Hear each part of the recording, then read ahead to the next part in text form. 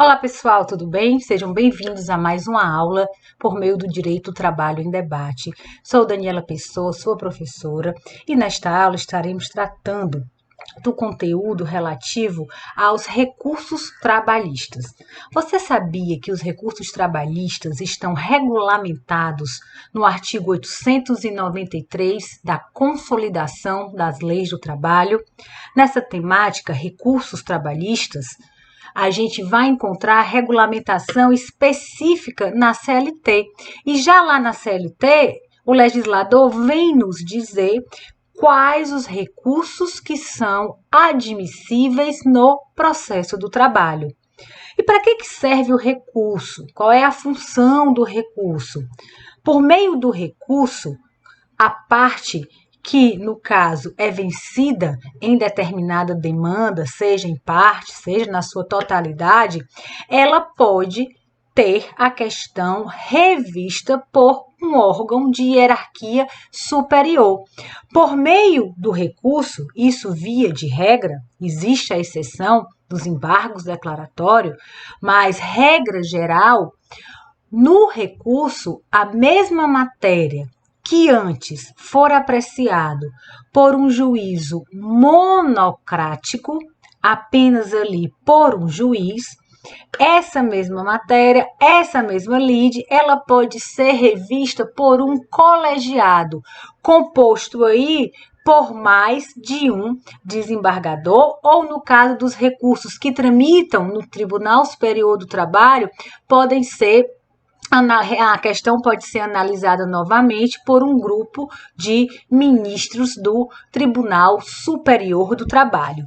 Então, a lógica recursal, ela funciona da seguinte forma: uma decisão que antes foi prolatada por um juízo singular, digamos assim, uma cabeça pensante para resolver determinada demanda, por meio do recurso, a gente leva esse litígio, a gente leva essa questão a um grupo, a um colegiado de magistrados, desembargadores, ministros do Tribunal Superior do Trabalho, para que a questão ela possa ser repensada por meio do colegiado e não por meio aí do juízo singular.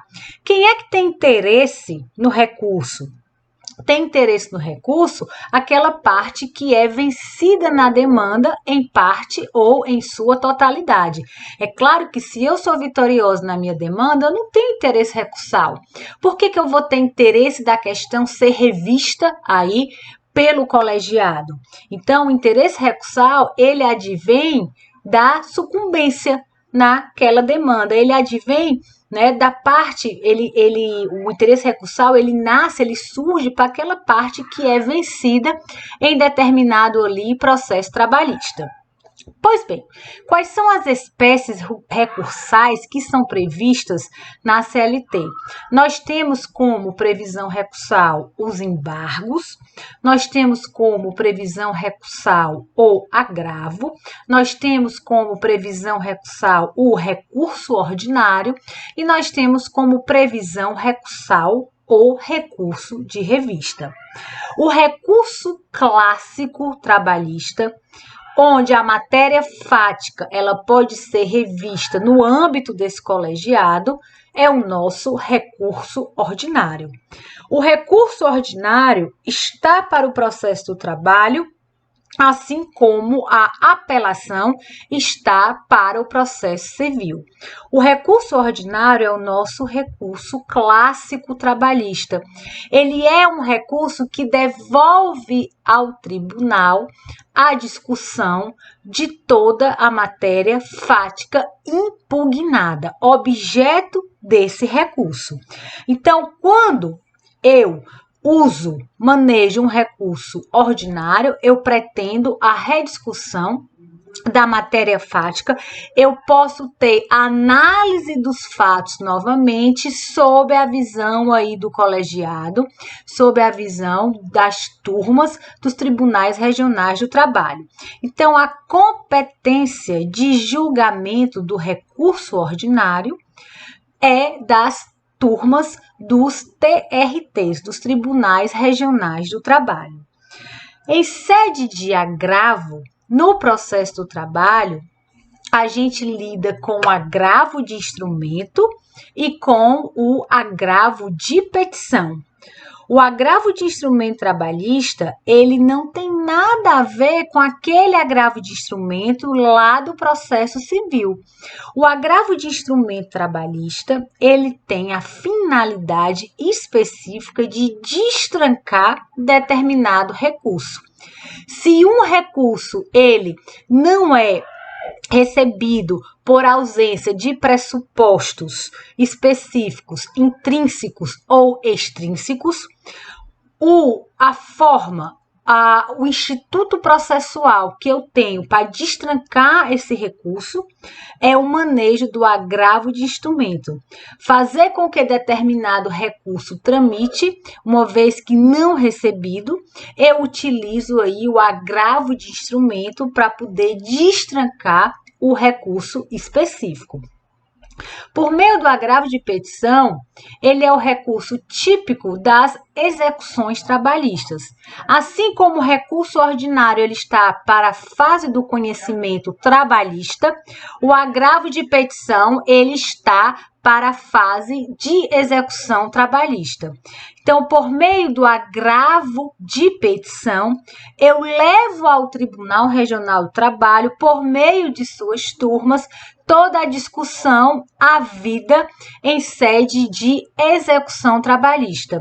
Eu posso, no caso, tentar rever aquela decisão que é proferida em sede de embargos à execução e que possui conteúdo decisório, que possui matéria fática envolvida e que está, observa aquelas matérias delimitadas que podem ser objeto dos embargos de execução, como é o caso da prescrição, como é o caso da quitação da dívida. Certo? Então, agravo de petição eu só vou utilizar na fase de execução.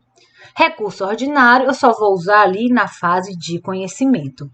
Também admite-se no processo do trabalho o manejo dos embargos de declaração, que aí sim é um recurso que ele é analisado, pode ser analisado por um juízo também monocrático, e ele tem a finalidade de corrigir omissões, obscuridades ou contradições naquela decisão, em determinada sentença ou em determinado acórdão.